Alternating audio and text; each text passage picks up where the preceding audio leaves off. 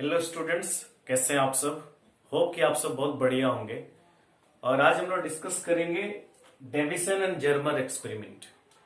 Actually क्या है कि आपको पता होगा कि हम लोग डी ब्रोगली हाइपोथेसिस के बारे में अर्लियर डिस्कस कर चुके हैं। और डी ब्रोगली हाइपोथेसिस जो है उन्होंने ये कहा था कि एवरी मूविंग particles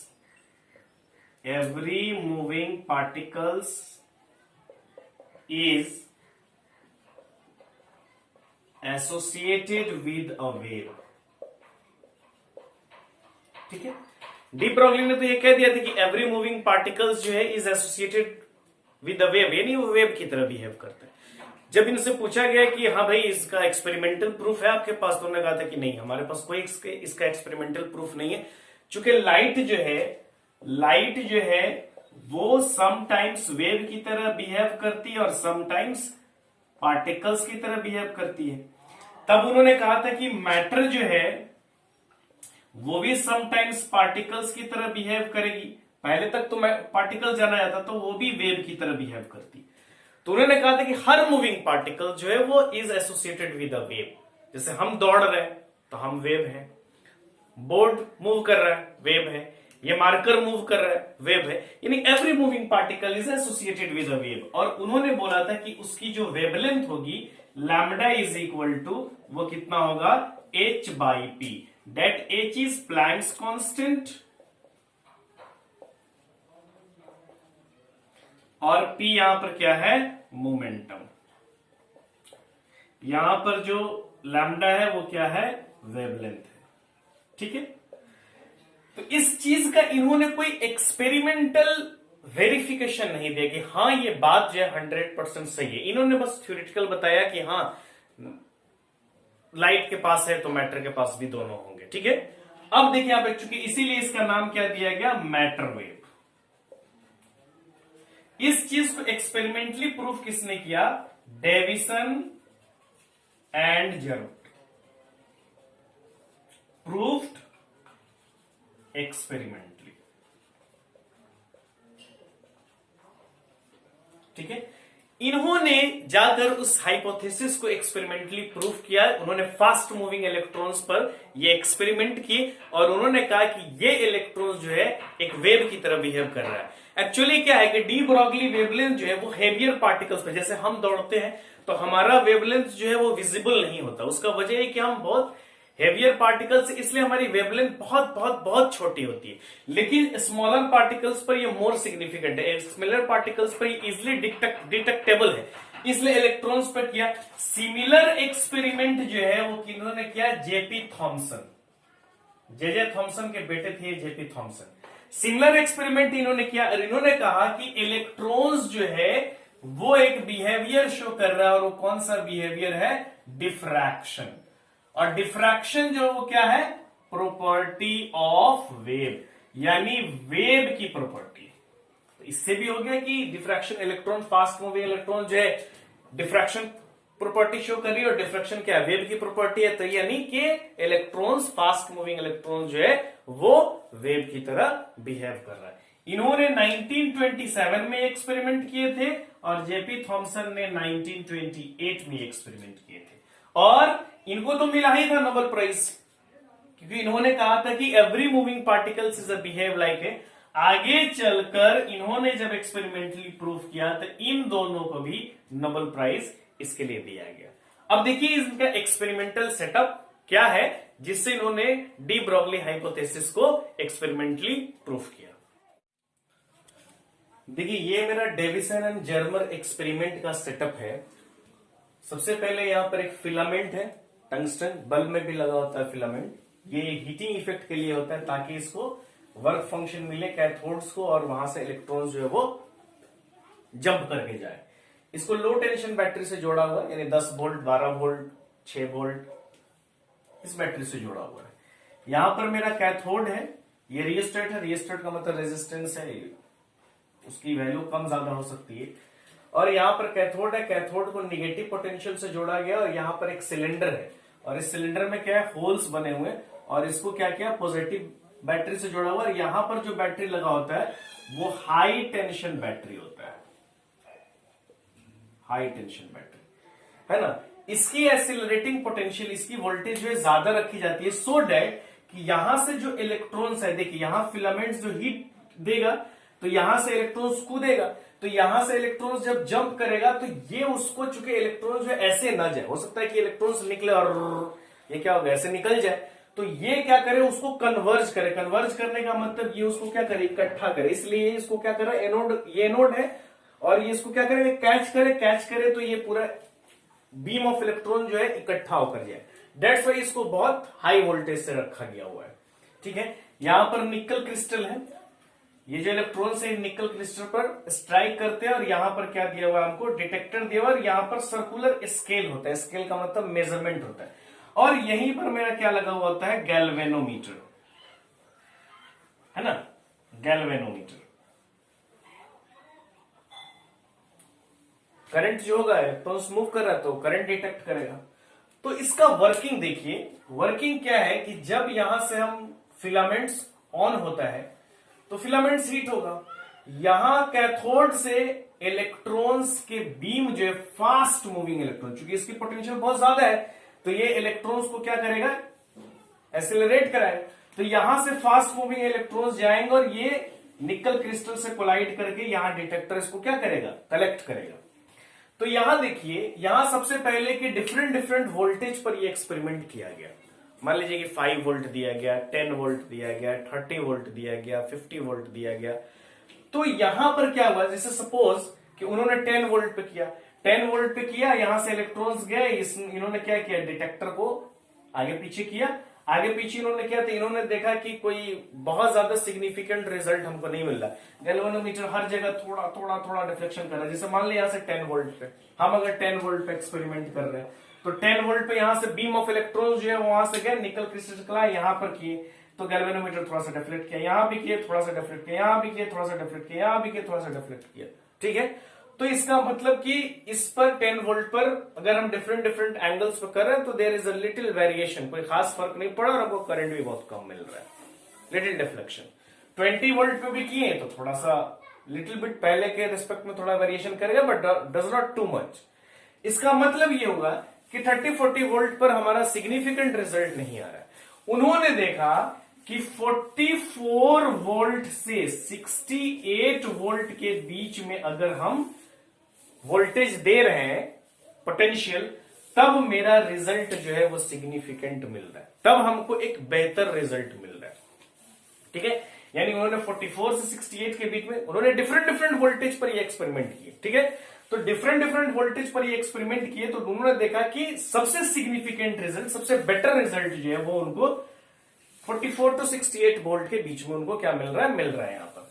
उसमें भी जैसे 44 दिया, इन्होंने डिटेक्टर को घुमाया, हर यहां पर क्या हो गया कि ये जो मूविंग डिटेक्टर्स उन्होंने एंगल डिफरेंट वेरिएशन कर रहे हैं, डिफरेंट डिफरेंट स्केलिंग पर, तो गैल्वेनोमीटर में डिफ्लेक्शन अलग अलग है, अलग अलग है, मींस इंटेंसिटी ऑफ इलेक्ट्रॉन जो है वो अलग अलग आ रही है। क्यों? क्योंकि सब पर वेरिएशन जो अलग है। जैसे मान लीजिए कि यहां पे किया डिफ्लेक्शन, यहां पे किया डिफ्लेक्शन, यहां पे किया डिफ्लेक्शन, ठीक है ना। तो हर एंगल्स पर मेरा deflection in galvanometer different different है।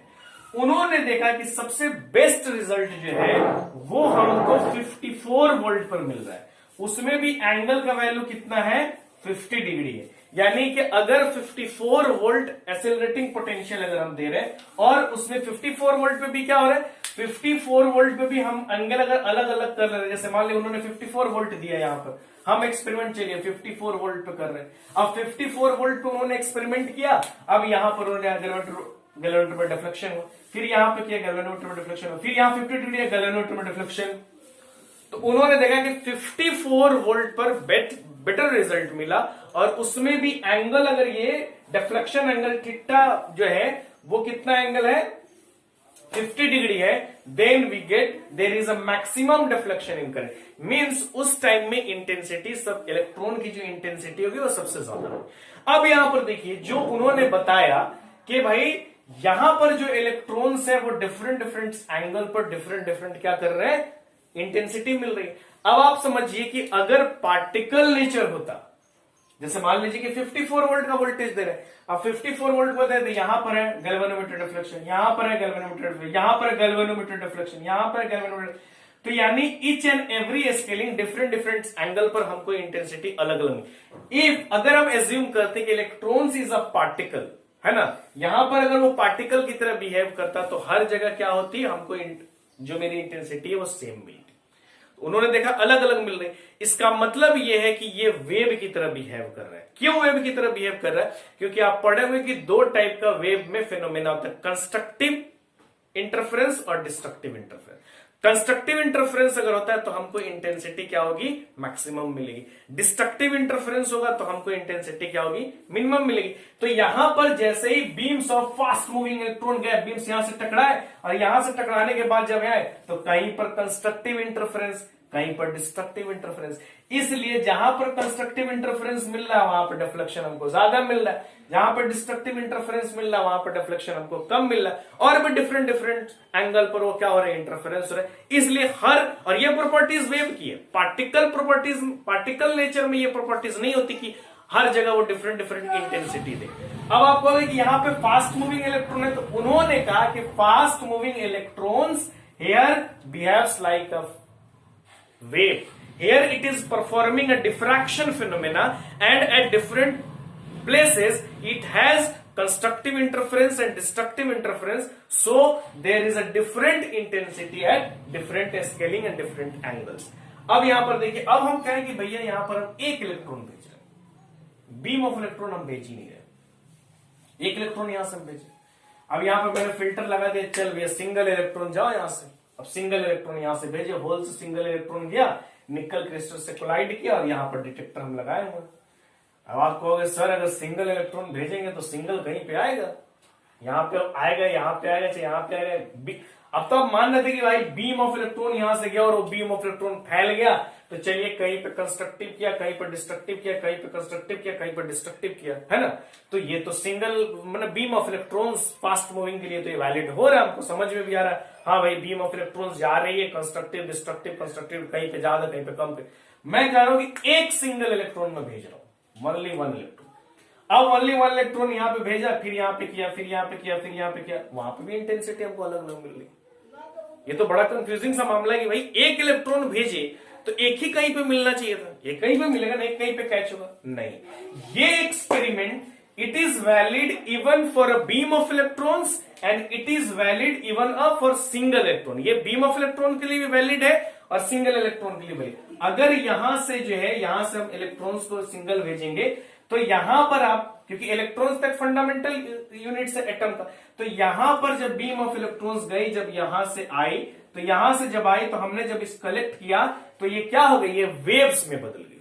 अब ये जैसे इलेक्ट्रॉन्स यहां से आए, ये वेव का फिनोमेना किया। अब वेव का फिनोमेना किया तो वो सिंगल इलेक्ट्रॉन्स भी कहीं पे कंस्ट्रक्टिव इंटरफेरेंस किया, कहीं पर डिस्ट्रक्टिव इंटरफेरेंस किया, है ना।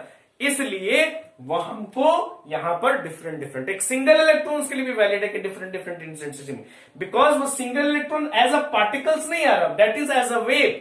और एज अ वेव जब वो आ रहा है तो वो अपना वेव नेचर फॉलो कर रहा है, कंस्ट्रक्टिव और डिस्ट्रक्टिव ये कर रहा है। तो कोई आपको कहे कि ये beam of electron fast moving के लिए वैलिड है और even it is valid for single moving electrons के लिए भी ये डिफ्रैक्शन फिनोमेना करेगा और उसके लिए भी वैलिड है। अभी जो हम बात कर रहे थे कि 54 डिग्री, 54 वोल्ट और 50 डिग्री पर हमको सबसे ज्यादा मिलेगा। तो अगर हम ग्राफ ड्रॉ करें intensity of electrons, intensity of electrons is directly proportional to deflection in galvanometer. क्यों? क्योंकि जितने ज्यादा इंटेंसिटी ऑफ इलेक्ट्रॉन्स होगा उतने ज्यादा डिफ्लेक्शन।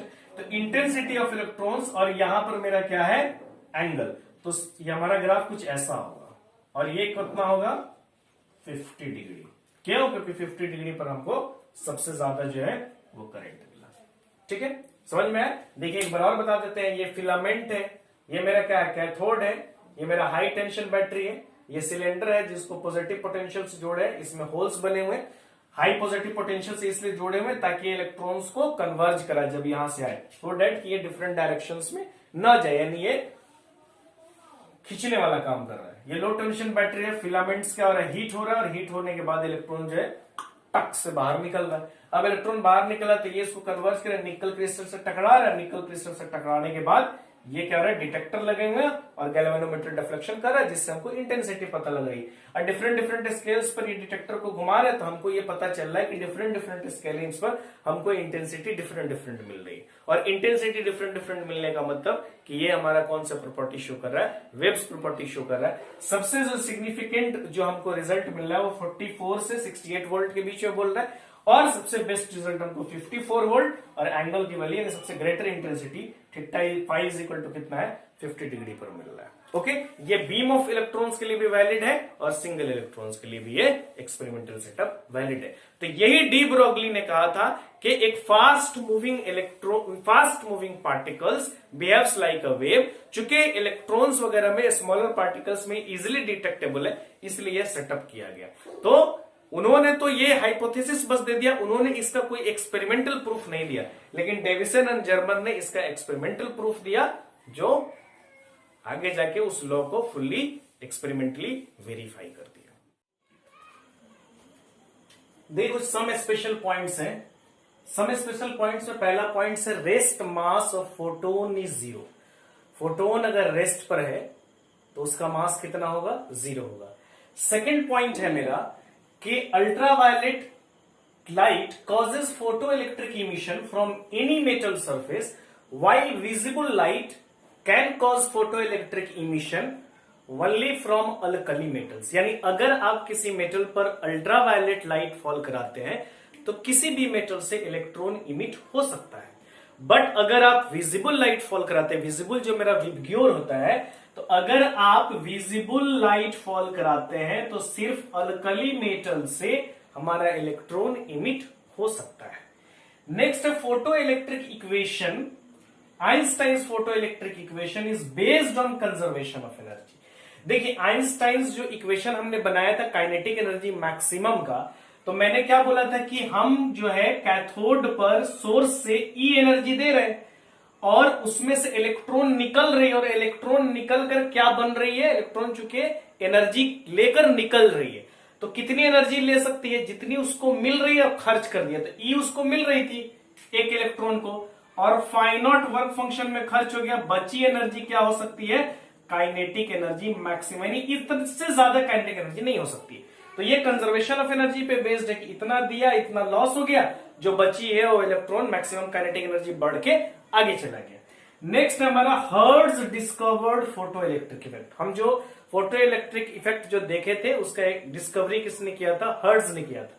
नेक्स्ट हमारा E is equal to 1240 divided by lambda electron volt में। एक्चुअली क्या है, हम पहले भी पढ़े थे E is equal to H into F यानी फ्रीक्वेंसी, या E is equal to HC by lambda. तो यहां पर हम H का वैल्यू रखते हैं, H का वैल्यू कितना हो जाएगा 6.63 इंटू 10 पे पावर -34 जूल सेकेंड। और अगर हम फ्रीक्वेंसी रखते हैं हर्ट्ज में, या यहां पर रखते हैं C स्पीड ऑफ लाइट, और लैम्डा अगर हम रखते हैं मीटर में, तो यहां जो एनर्जी आएगी ना वो SI यूनिट में आएगी, जूल में। लेकिन बहुत जगह इस चैप्टर में इलेक्ट्रॉन वोल्ट में एनर्जी की जरूरत पड़ेगी। सपोज कि वर्क फंक्शन हमको इलेक्ट्रॉन वोल्ट में दिया हुआ है और काइनेटिक एनर्जी निकालनी है, तो एनर्जी अगर हम इलेक्ट्रॉन वोल्ट में निकाल ले तो इजिली माइनस हो जाएगा, क्योंकि सेम क्वांटिटी को आप माइनस कर सकते हैं। जूल को में से इलेक्ट्रॉन वोल्ट माइनस नहीं कर सकते। तो या तो अगर इलेक्ट्रॉन वोल्ट में दिया तो उसको जूल में कन्वर्ट करना पड़ेगा, या जूल में दिया तो इलेक्ट्रॉन वोल्ट में कन्वर्ट करना पड़ेगा। जैसे 10 मिनट है तो उसको 10 आवर में से माइनस नहीं कर सकते, आपको मिनट वाला भी आवर में कन्वर्ट करना पड़ेगा। तो अगर आप चाहते हैं कि आपका एनर्जी, अगर लैम्डा दी हुई है, अगर आप चाहते हैं कि आपका एनर्जी इलेक्ट्रॉन वोल्ट में ही आए, तो आप ये फॉर्मूला अप्लाई कर सकते हैं, E इज इक्वल टू। लेकिन यहां पर लैम्डा जो है नैनोमीटर में है। नैनोमीटर का मतलब 1 नैनोमीटर इज इक्वल टू कितना होता है, 10 पे पावर -9 मीटर। तो इस चीज का ध्यान रखिएगा, ठीक है ना। माइक्रो कितना होता है, माइक्रोमीटर अगर दिया रहेगा तो 10 पे पावर -6 मीटर होता है। तो आपको यहां पर वैल्यू किसमें पुट करनी है, नैनोमीटर में। 1240 डिवाइडेड बाई लैम्डा। अगर किसी अदर यूनिट में लैम्डा है तो उसको नैनोमीटर में आपको फर्स्टली कन्वर्ट करना पड़ेगा। नैनोमीटर में यहां पर पुट करिए, तब जो एनर्जी आपकी आएगी वो इलेक्ट्रॉन वोल्ट में आएगी। अब आगे देखिए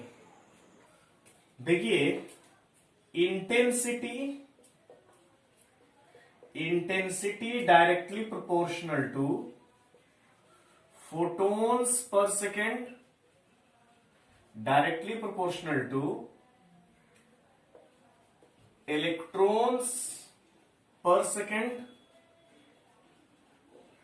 directly proportional to current directly proportional to 1/d²। देखिए अगर इंटेंसिटी बढ़ेगा तो अब पहले भी हम आपको बताया था कि अगर इंटेंसिटी बढ़ जाती है लाइट की तो हमारा क्या होता है, फोटो इलेक्ट्रिक करंट जो है बढ़ जाती है। तो इंटेंसिटी मींस फोटोन पर सेकंड ज्यादा हो गया, फोटोन पर सेकंड ज्यादा होगा तो नंबर ऑफ इलेक्ट्रॉन्स जो है वो ज्यादा हो जाएंगे। जैसे मान लीजिए कि ये मेरा एक्सपेरिमेंटल सेटअप था, ठीक है, और ये जो है मेरा कैथोड था और ये मेरा एनोड था।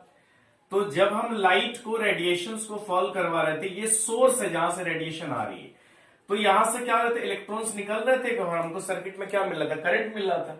तो ये D क्या है, D is the distance between source and cathode, cathode और सोर्स के बीच का डिस्टेंस। यानी अगर हम डिस्टेंस बढ़ा देंगे तो मेरी इंटेंसिटी क्या हो जाएगी, कम हो जाएगी। इंटेंसिटी कम हो जाएगी तो फोटोन्स पर सेकंड कम हो जाएंगे, फोटोन्स पर सेकंड कम हो जाएंगे तो इलेक्ट्रॉन जो यहां से इमिट हो रहे थे वो पर सेकंड कम हो जाएंगे और इलेक्ट्रॉन्स कम होंगे तो हमारा क्या हो जाएगा, करंट कम हो जाएगा। जैसे मान लीजिए कि मैंने ये सोर्स है मेरा, अब मैंने सोर्स को डबल कर दिया, यानी सोर्स को बढ़ा दिया, तो मेरे इंटेंसिटी क्या हो जाएगी, 1/d² पे वेरी करेगा। 1/d² का मतलब कि इंटेंसिटी कम हो जाएगी और डिस्टेंस डबल कर दे तो इंटेंसिटी कितनी कम हो जाएगी, स्क्वायर पे डिपेंड कर रहा है, तो 4 टाइम्स कम हो जाएगी क्योंकि इनवर्सली प्रोपोर्शनल है। तो फोटोन पर सेकंड भी कम हो जाएगा तो मेरा इलेक्ट्रॉन पर सेकंड भी कम हो जाएगा तो मेरा करंट भी 4 टाइम्स कम हो जाएगा, ठीक है। तो यानी करंट जो मेरा है I जो है वो डायरेक्टली प्रोपोर्शनल टू क्या हो जाएगा, 1/d²। यानी करंट जो है 1/d² पर डिपेंड करेगा। अगर हम डिस्टेंस को घटा देंगे, बढ़ा देंगे, घटाएंगे तो करंट बढ़ेगा, बढ़ाएंगे तो करंट घटेगा और कितने टाइम से, 1/d टाइम। आप इस रिलेशन को ऐसे भी इस्तेमाल कर सकते हैं, I1/I2 बराबर d2/d1 का होल स्क्वायर। I1 क्या है, इनिशियल करंट, I2 क्या फाइनल करंट, D2 क्या फाइनल डिस्टेंस, D1 क्या इनिशियल डिस्टेंस। यानी अगर हमको रिलेशन दिया रहेगा कि इतने डिस्टेंस था तो मान लीजिए कि आपको देगा कि x डिस्टेंस था तो 2 एम्पियर का करंट, 2 माइक्रो एम्पियर का करंट फ्लो हो रहा था। अगर हमने 2x डिस्टेंस कर दिया तो कितने एम्पियर का करंट फ्लो होगा। तो आप इस रिलेशन को क्या कर सकते हैं, आप बना सकते हैं। ओके, आगे देखिए।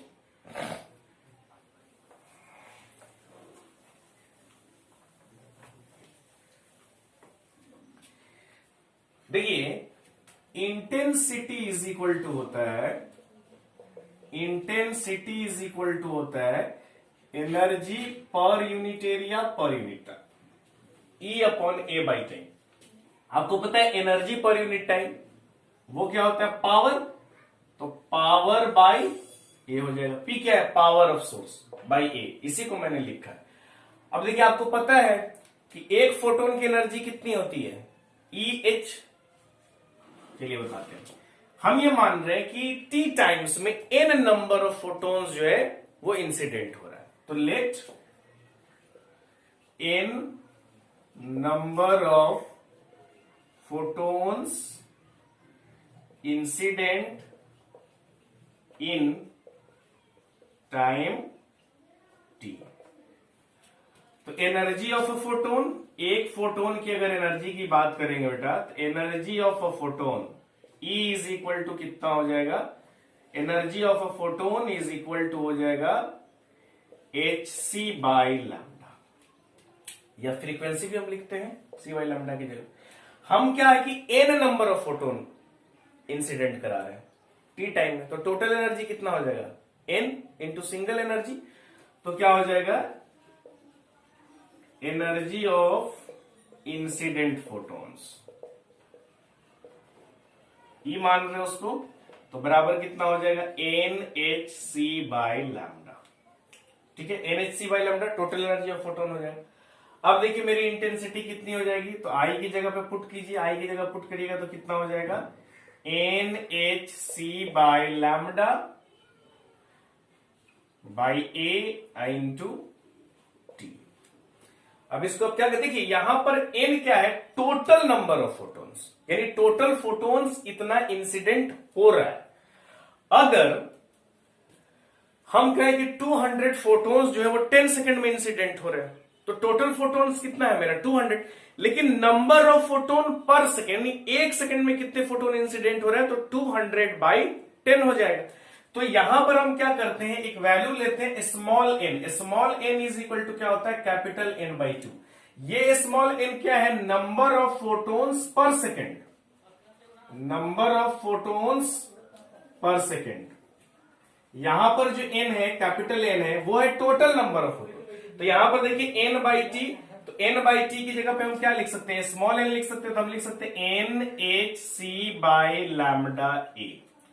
अब आपको पता है कि इंटेंसिटी, तो यहां पर देखिए P/A है, तो इस इक्वेशन को हम इक्वेट कर सकते हैं P/A से, तो हम लिख सकते हैं क्या, P/A बराबर NhC/λA। ये पावर ऑफ सोर्स है, A एरिया है, N number of photon per second, H Planck's constant, C speed of light और लैम्डा क्या, वेवलेंथ। तो ये A से मेरा A कैंसिल हो गया। अब इसको कीजिए तो हमारा क्या हो जाएगा, क्रॉस मल्टीप्लीकेशन कीजिए तो P लैम्डा बराबर NhC हो जाएगा। अगर हमको स्मॉल n यहां पर फाइंड आउट करना है, तो यहां पर देखिए small n is equal to क्या हो जाएगा, small n is equal to क्या हो जाएगा, P λ/hc। यानी अगर हमको number of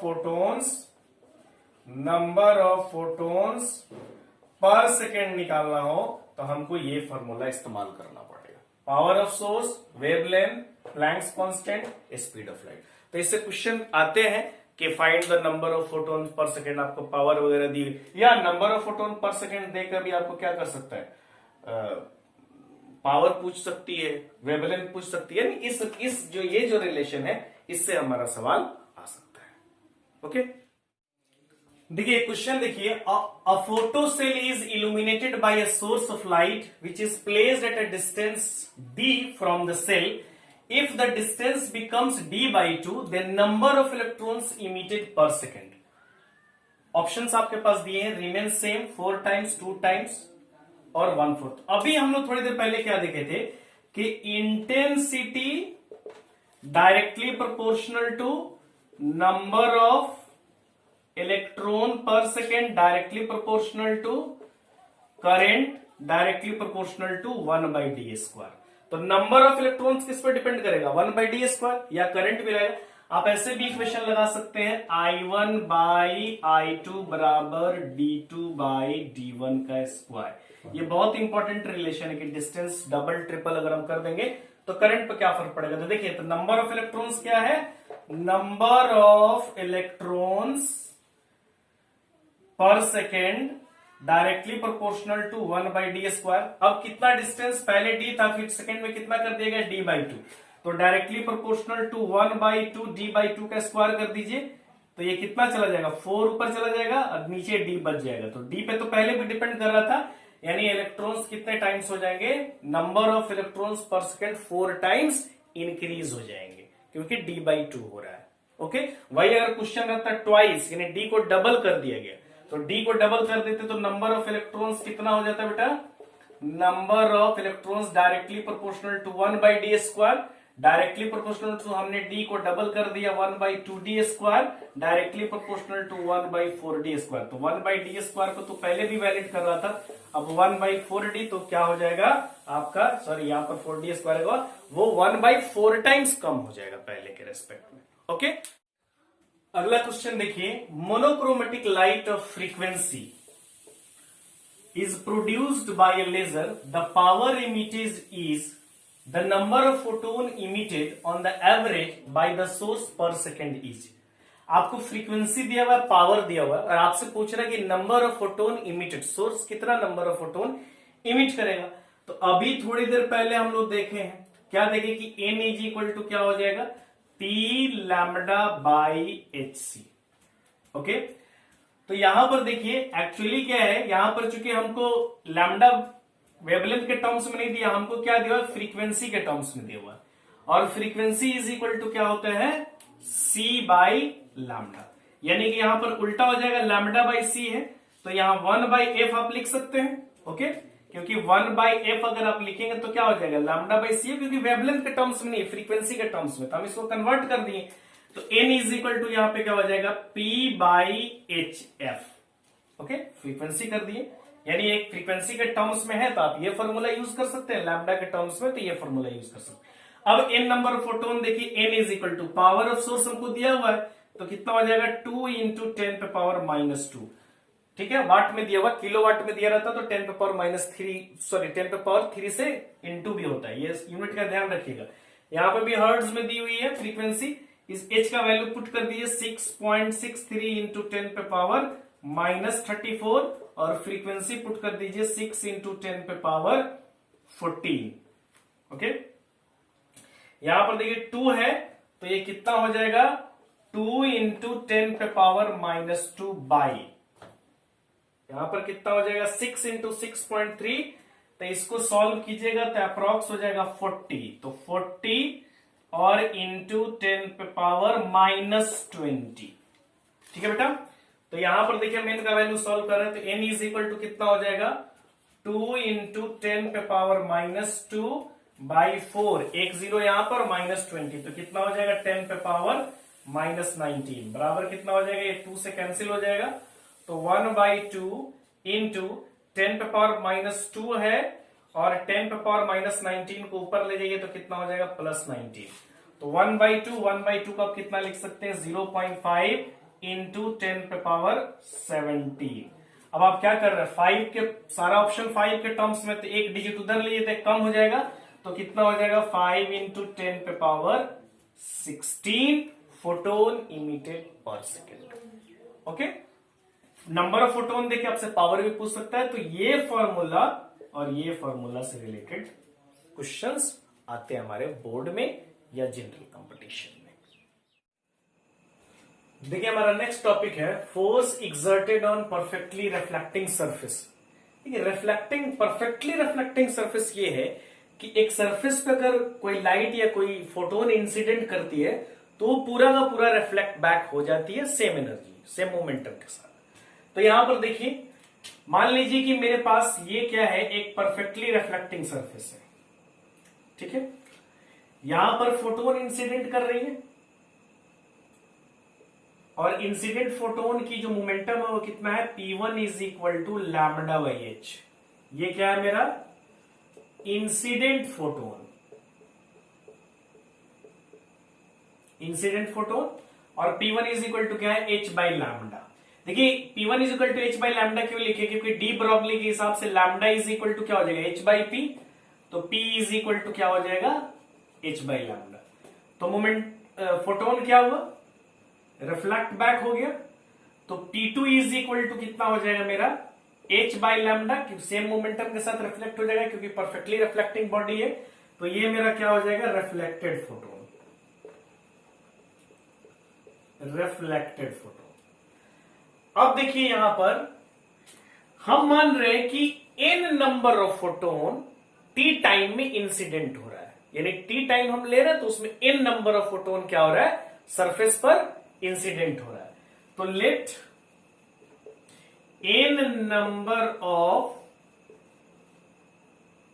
photons strikes in time t time में n नंबर ऑफ फोटोन्स क्या हो रहा है, इस पे स्ट्राइक कर रहा है। अब देखिए momentum of photon, momentum of photon before striking the surface, surface पर स्ट्राइक करने से पहले मोमेंटम कितना है, P1 is equal to NH/λ। n क्यों लिए, क्योंकि ये एक फोटोन की मोमेंटम है, ठीक है ना, तो t टाइम में कितने फोटोन इंसिडेंट कर रहे हैं, n फोटोन, तो मोमेंटम टोटल कितना हो जाए, n into h/t। Similarly momentum of photon after striking the surface, surface पे स्ट्राइक करने के बाद, तो तो P2 इज इक्वल टू क्या हो जाएगा, NH by lambda minus NH by lambda. क्यों? क्योंकि ये जो है अपोजिट डायरेक्शन में। तो अब यहां पर अगर हम चेंज इन मोमेंटम निकालेंगे, तो आपको पता है कि किसी भी चीज का चेंज निकालना अगर हो तो फाइनल माइनस इनिशियल। तो यहां पर अगर हमको चेंज इन मोमेंटम निकालना हो तो देखिए, चाहे तो इतना नोट कर सकते हैं। तो देखिए change in momentum,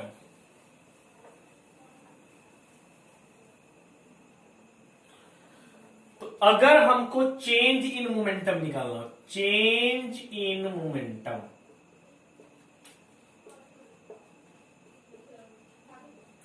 delta P, तो delta P is equal to क्या हो जाएगा, -2 NH बाई लैम्डा। ठीक है ना? क्यों? क्योंकि देखिए ऐसे लिखिए, delta P is equal to क्या हो जाएगा, P2 माइनस P1। ठीक है, फाइनल माइनस इनिशियल। तो delta P is equal to क्या हो जाएगा, -NH बाई लैम्डा माइनस क्या हो जाएगा, NH by lambda, P2 minus P1। तो delta P is equal to कितना हो जाएगा, -2 NH बाई लैम्डा। ठीक है, तो अगर हम इसको मैग्नीट्यूड के टर्म्स में लिखेंगे तो माइनस साइन को नेग्लेक्ट करेंगे, माइनस साइन जस्ट इंडिकेट कर रहा है कि कितना है, अपोजिट डायरेक्शन में। तो क्या हो जाएगा, 2 NH बाई लैम्डा। अब आपको पता है कि फोर्स इज इक्वल टू कितना होता है बेटा, तो फोर्स इज इक्वल टू होता है, यानी force exerted on the surface आप लिख सकते हैं। तो force exerted on the surface, तो force exerted on the surface, तो F इज इक्वल टू कितना हो जाएगा, change in momentum by time, rate of change of momentum, Newton's का लॉ है। तो rate of change of momentum यहां पर हो जाएगा, तो हमारा क्या हो जाएगा, F is equal to delta P by T. Delta P का वैल्यू पुट करिए, F इज इक्वल टू क्या हो जाएगा, 2 NH by lambda into T. देखिए n क्या है, total number of photons in T time. अभी थोड़ी देर पहले हम आपको बताए थे small n is equal to क्या होता है, capital N by T.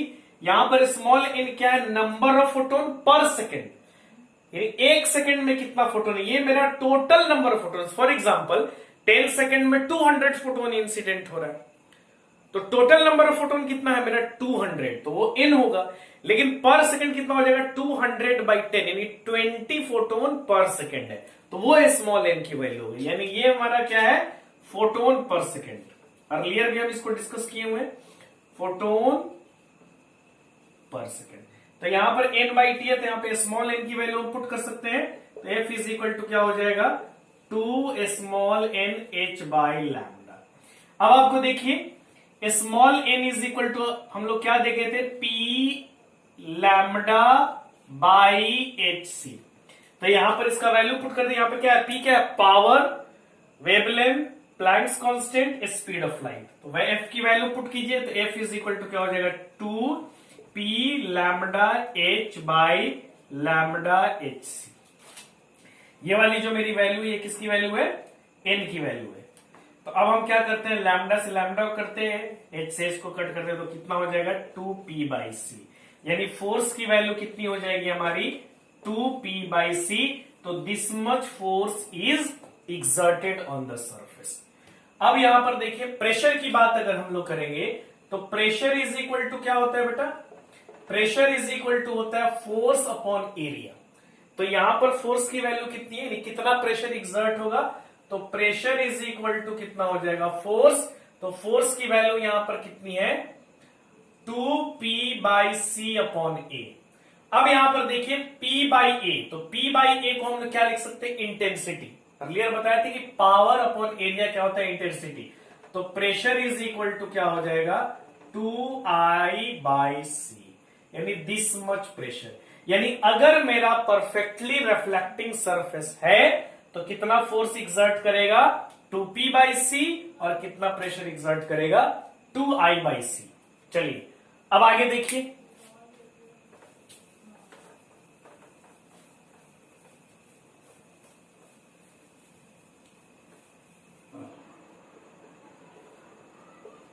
Force exerted on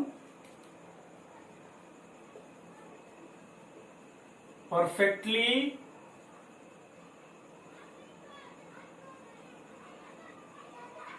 perfectly